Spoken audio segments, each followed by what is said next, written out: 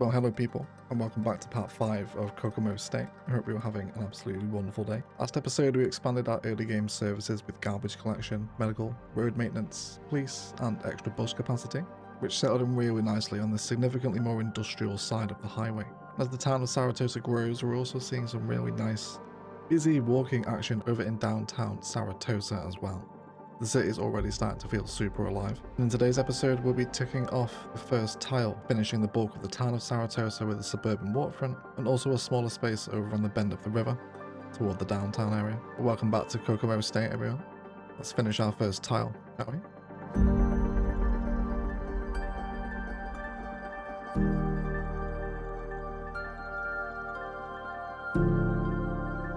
Alright guys, so with today's build, I think we'll start by addressing the issues on this small little river bend, which is still tucked into the corner of the map here without much going on. And for the first time in the series, I'd like to discuss the introduction of a supernode. Things we've done before in CS2, but I'll run through this again for those that might not be familiar. We're going to line up the road pretty much in the middle of these roads here. And then we want to stick a pretty large roundabout on this. We might go very large, this is going to be a pretty important node. We'll then grab our highway roads, we'll come to parallel tool. These are half a meter apart, it looks like. And then with anarchy on, we can feed them straight the way through. So you could keep the roundabout on here. There's no, I guess, direct science behind a super node. I guess it's all down to what's best for it. Now, this road, does this one become a little bit more important?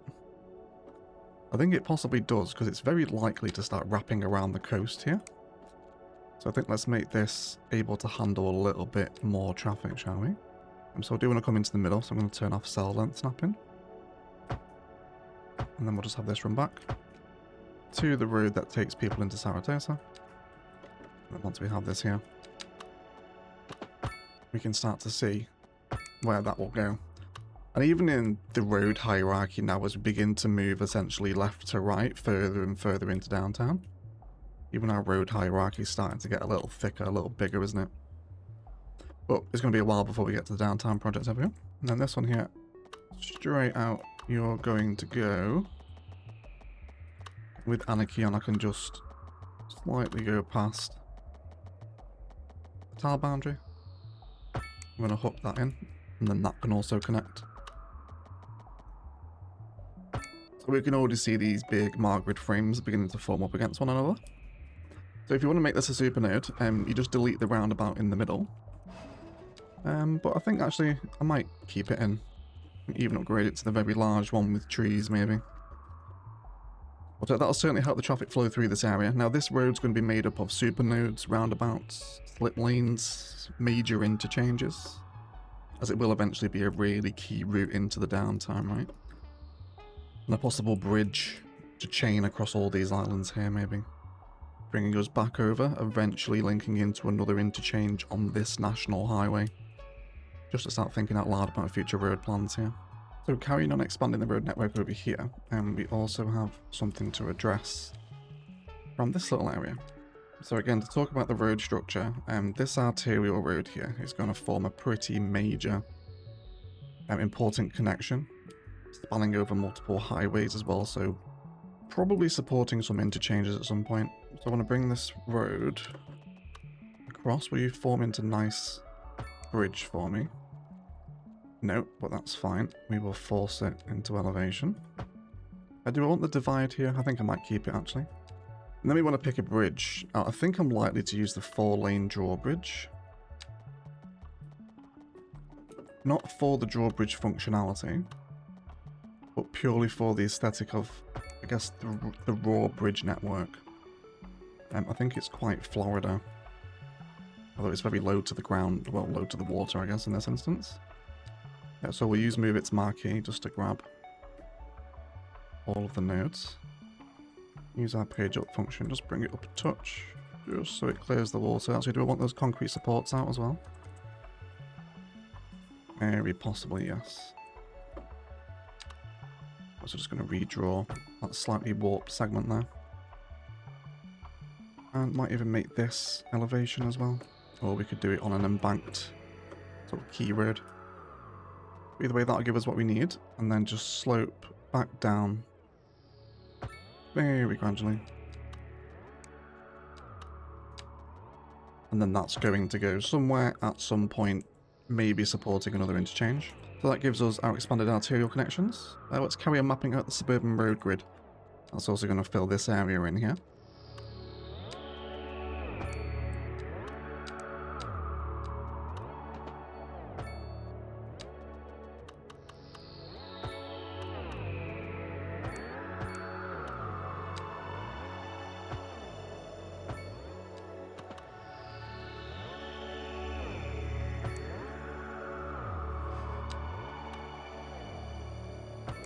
Now I can certainly see this rail crossing here becoming a problem in the future, given it's on a really important busy road.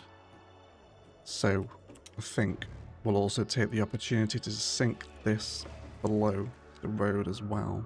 Let's grab the two nearest nodes. We'll worry about slopes up to this in a second. And we could actually give it a little recessed retaining wall, which I'm not sure how I feel about it. I like how that kind of snaps actually. As you hit the threshold for it, actually quite convenient. It's perhaps a little narrow. I mean, we'll see what it looks like with a bridge over it at least. Let's come back and grab our 4-lane road. And it will auto snap little mini bridge, which we can then grab the nodes and just pull it over it, for which the catenary lines are actually still just poke above. So I can isolate the bridge, and then we'll force that into a constant slope with anarchy. Gives us a little bit of a humpback bridge over the rail, which I don't mind. I'd rather not make the gradient on the train insane, but at least it does get rid of the level crossing. I might change this as the episode goes on. I'm not quite sure how I feel about it, but of course we'll also add in some dirt mountain brush against this trench as well. We've got this kind of like dry grassy sandy palette running with the rail all the way through Saratoga, haven't we? So we'll keep that coming as well. I actually wonder if forcing to banked elevation might just cheer me up a little bit with that bridge. I think it does, yeah. Okay, so level crossing eliminated. The train police will be happy with that. And let's start placing some suburban buildings down, shall we? So here next to the school, I think we have a nice opportunity to expand the sort of campus vibe that's going on. And I'd love to add a track and field, which will pull the upgrade from Find It. This one right here. So almost kind of expanding these two schools here into a wider campus. You know, perhaps this elementary is a feeder school for the high school here. And we'll definitely have this here. This is going to be such a notable asset as well, isn't it? Like, look how much that track and field stands out in the grid already. Very Florida, that, isn't it? Or I guess very American grid city to see these track and field stadiums about. Now, there's already a little sports area here on the school, isn't there? I'd love to try and blend that together.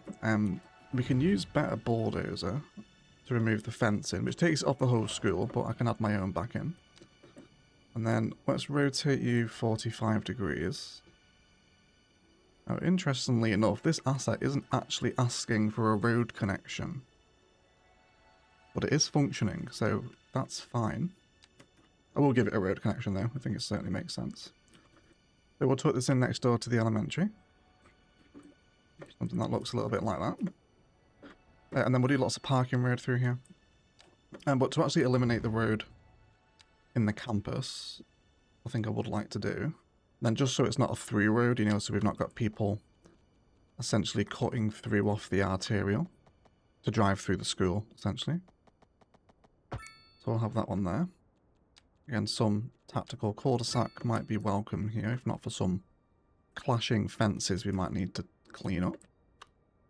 And then this one can also come down just so it meets the requirements of this one here. Again, another tactical cul-de-sac might be welcome. Yeah, we're going to have to do, I think, quite a lot of fence trimming here today. And then this path that is coming out of the school, I think we can just draw this straight up. And then we can add some planters and things around here, just so it looks like a walkable space. In fact, actually turning it into a walkable space. with an invisible pedestrian pathway. Okay, just so we've not got the road through the campus, you know. And then I guess I'm probably going to trim that fence off there as well. Let's bring some trees into that. I can certainly envision perhaps some younger birch trees just separating it here. And to have the functionality of Bob built into the bulldozer tool, with the better bulldozer mod, obviously, is very welcome. So you probably see what I mean there. Remove the fencing in the roads and this campus just begins to sprawl together, doesn't it? Be quite happy with that. For match-going students and mums and dads, we're going to bring in some one-way parking roads. And I think I'll wrap this all around the edge, to be honest. And then we'll feed this into the local road structure. Make it all one-way road so it's like the school's traffic flow system for getting people out once they've attended the match day, right? So not everyone's trying to back onto themselves. Something like that. Bring in some curves so we're not mega gridded everywhere. He says in a massive Margrid project. Sweet, in terms of our education values, everything still should be met from the last episode. Notice we still have some ambulance issues over here too. Well, our ambulances aren't out. This actually might be a funding problem now. Let's bump our healthcare budget up to... I mean, if we just take it back to a nice clean 100, that shouldn't eat into our profit. We're still on 15k an hour. But that might make them a little bit more ready to respond. We've also had, coincidence or otherwise, since I mentioned this last episode, the buildings I wanted to replace have actually burnt down, which is perfect. So we use this as a chance to rebuild these. So I'm happy to keep the European vibe, and we're looking for 4x4 assets here. I'm also going to put on the corner filter so we can get something that works on a corner. This one here is quite similar, or perhaps too European though. These ones are from the Dutch pack, which I think I'm going to go with them. And there will be some light fusing here. But it's keeping that same vibe, but this is only a level 1 regular building, rather than a level 5 unique, which was really hammering in tons of population into that area. So I'll just fuse that on the corner. It's still giving me that red roof vibe, isn't it? Which is what I want for this particular bit of the town. But it's just a little bit more chill, not quite as in your face, isn't it? To return to our services, we also have not a lot of fire at the minute. What's our fire hazard ranking on? Still only 8%, despite the fact we've only got one fire station. Again, for which the vehicle isn't out at the minute. So I guess, you know, if this one just burnt down, these guys obviously didn't respond in time, did they? So maybe a fire station this side of town, which is essentially the diagonal opposite. So these guys can get fast access into Saratosa if there is a fire. I think we'll do that. Let's come into our progression tree, and we should have some points to spend on fire stations. And let's see what options we've got available to us. Now, a lot of them are mega expensive, especially the ones we just unlocked. We won't be able to place one of those. We're going to be on the US Southwest train station, fire station. It might be perfect for me here. I think we'll place this by the highway. I'm just going to pull that pylon back a little bit. Hopefully everyone's appreciative of the power infrastructure being featured in the city. And then here we've got some really nice surface opportunities to bring this out up near that train track as well. So we can do some fire truck detailing. That backs up onto here.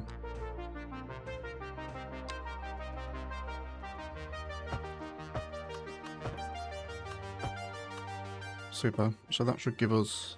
Again, it's only operating at 69% efficiency, which is nice. I wonder, again, if that is a funding issue. I don't think I need to raise that just yet. It should be okay, but it gives fire engines much quicker access into the town centre here, straight down this road over here. Sweet, and some nice rail detailing as well, as the train begins to leave the town.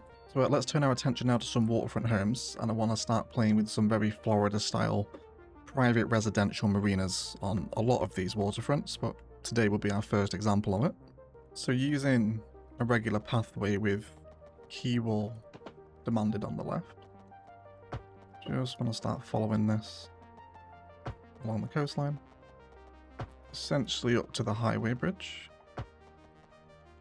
and then we can loop it back in here so it will actually function as a walkable pathway for people wanting to transition this area here. And then from the back of this, I'm going to use the narrow wooden ledge here. Also going to turn angle snapping on as well. And let's come out by little sections of 24 meters. Doesn't have to be anything incredible. I'm going to grab one end of the node and then bring this down to a level on the water I'm happy with, without it flooding ideally. Though it looks like, yeah, I think I do want these nodes that are actually on the key wall to be just a touch higher, because then it'll let me sink the piers down a little bit more. But just a few more, just so we see that foundation of the key beginning to expose. And then that'll let me sink my piers down the way I want them to. So I'm pretty happy with that one there. Let's use move it, grab the rest of them. Everyone come to the same height as this one here. Just going to make some different shapes out of these as well. And then all down to the same height as their little local parent nodes. I can't describe how much of a incredible asset these wooden piers are, and the fact they merge seamlessly with key walls as well makes building waterfronts in 2 just significantly more amazing. Come into our low density residential here and find waterfront. I'm after quite the big assets here, so I'm going to set my depth to 6, I think, and then place a selection of the much more extravagant looking homes in here.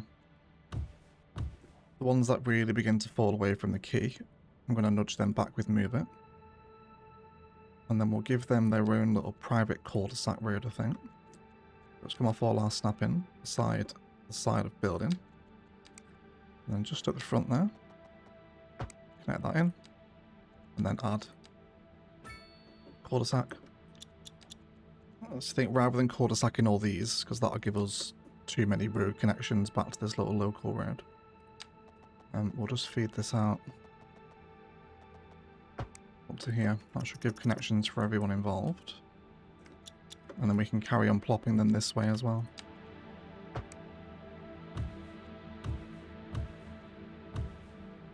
Now, access to said marinas, because these are all fenced in, I'm just going to clear them up with better bulldozer. And then just use some trees to demarcate the space between each of the homes. And then also down onto the waterfront as well.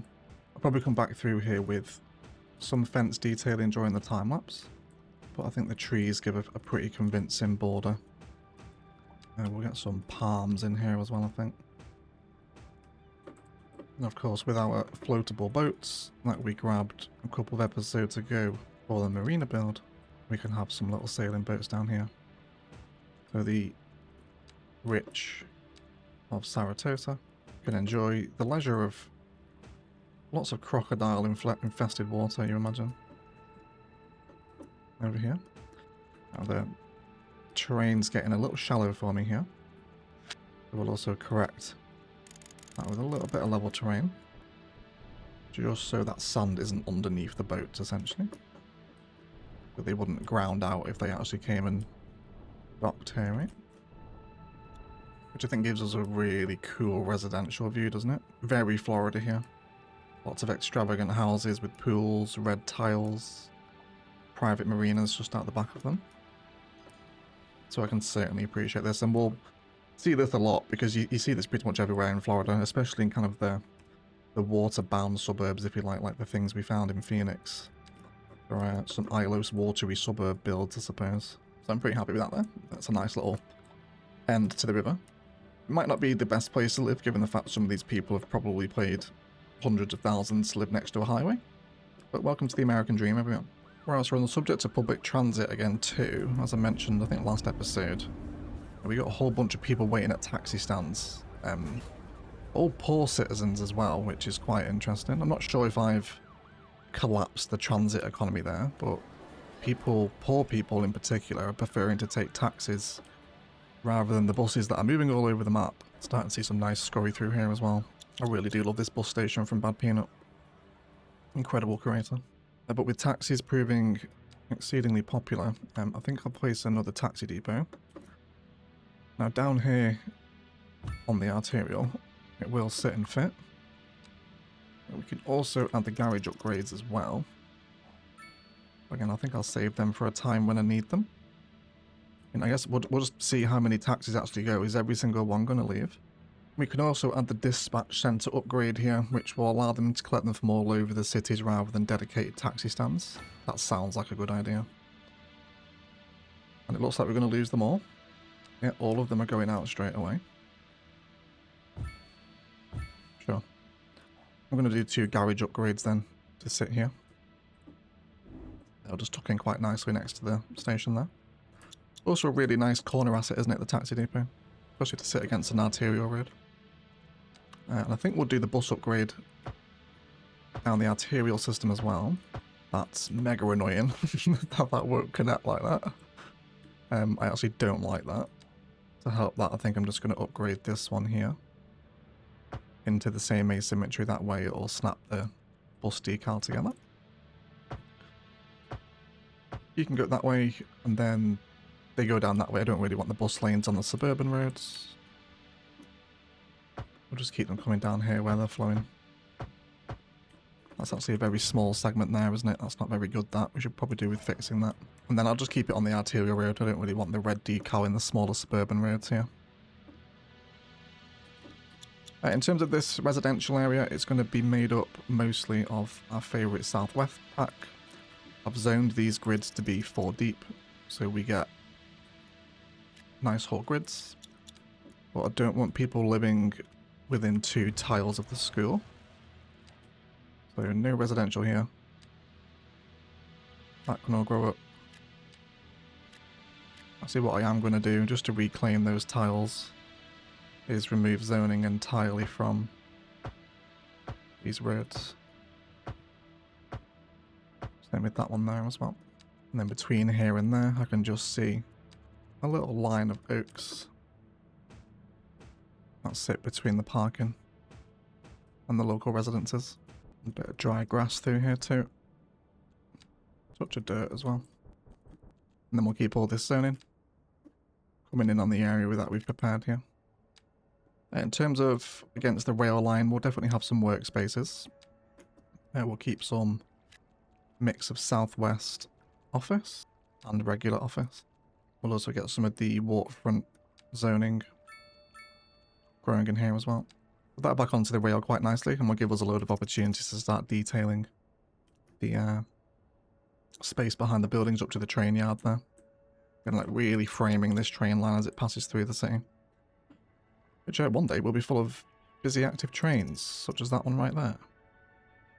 It's a shame that's not cutting through the town. Actually, where does this train line even go? Over here. Okay, so it actually just connects back to a junction on this main line, which is the one with the trains on it, isn't it? So it's kind of forming a loop there. But I imagine that's going to form major downtown connections. I do eventually envision the significant Chungus stations lying in the downtown connecting into that road network there. But this area is developing nicely. Let's come ahead and bring in some more suburban roads against this current tile edge to fill these river bends here.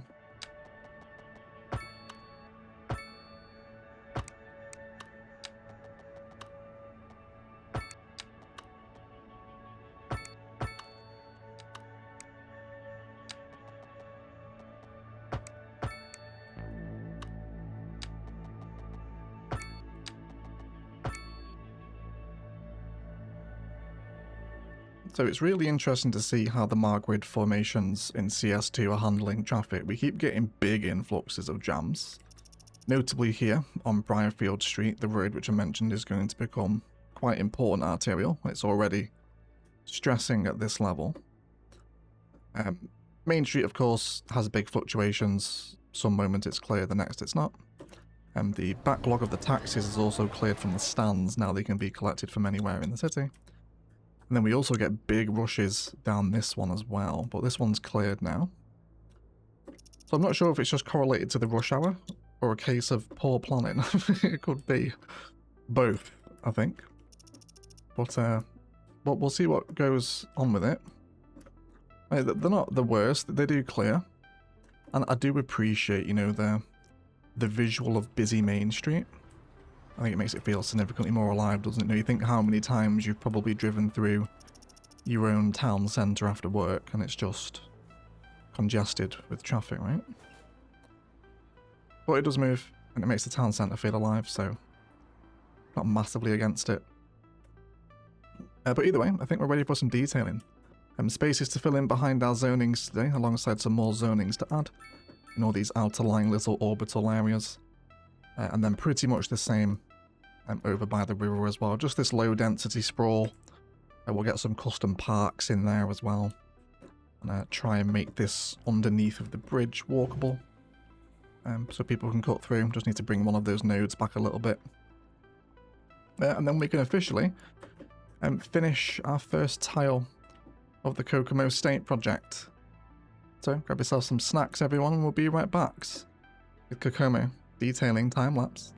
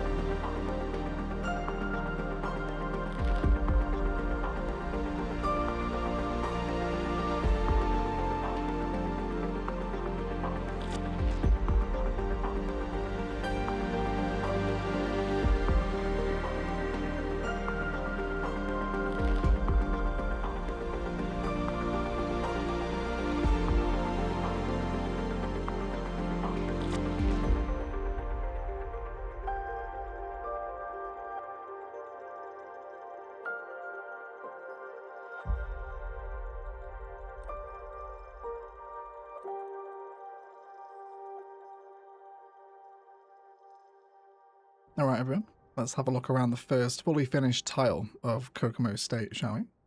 Over here, the suburban sprawl has just carried on. And from wherever you look in the town now, everything kind of has a crescendo over to Saratoga town centre, doesn't it? Which I really like.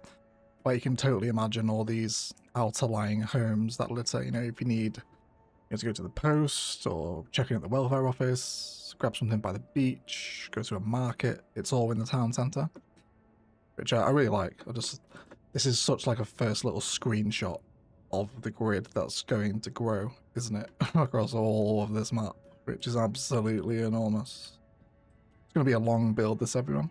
Possibly the longest. Well, I guess if it's taken us 5 episodes to fill a grid, and some grids will fill quicker than others, slower as well. Obviously, it kind of depends on the size of the build. Yeah, I'm not sure how many episodes. A lot. A lot, so settle in, everyone. Underneath the highway bridge, you can see people walking along the beach, just taking a shortcut again. I think something that's very immersive for me with CS2 is desire line pathways, such as we introduce here, like people walking to the end of the cul-de-sac to cut under the bridge rather than walking all the way around. Very tasty. Those invisible networks are really, really good. I also brought in a bridge here and here, just so people don't have to walk on the actual highway itself to cross the river, or all the way around to the bridge with the tram road on it. And they are getting some use, and it's actually forcing people into my custom park areas here. I'm not sure what's happening with my lighting either. I think my lumina settings are a little off. I'll try to tweak that for next episode and get them out of the edit as much as I can. But yeah, just a glance over what happened that we shown at the start of the video with the stream parks.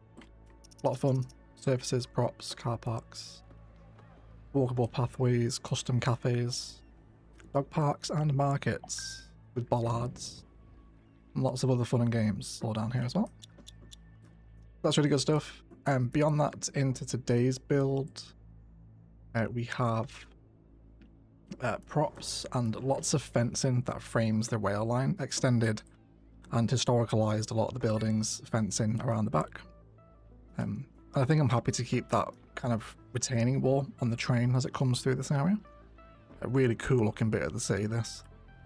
Overgrowth with chain link fencing, just disused wasteland, and then some expanded prop detailing behind. Some zoned commercial, which these actually look fused, but they're not. They're 2 separate zoned buildings. Just a happy alignment there. Bit of better bulldozer to remove fencing and installed my own.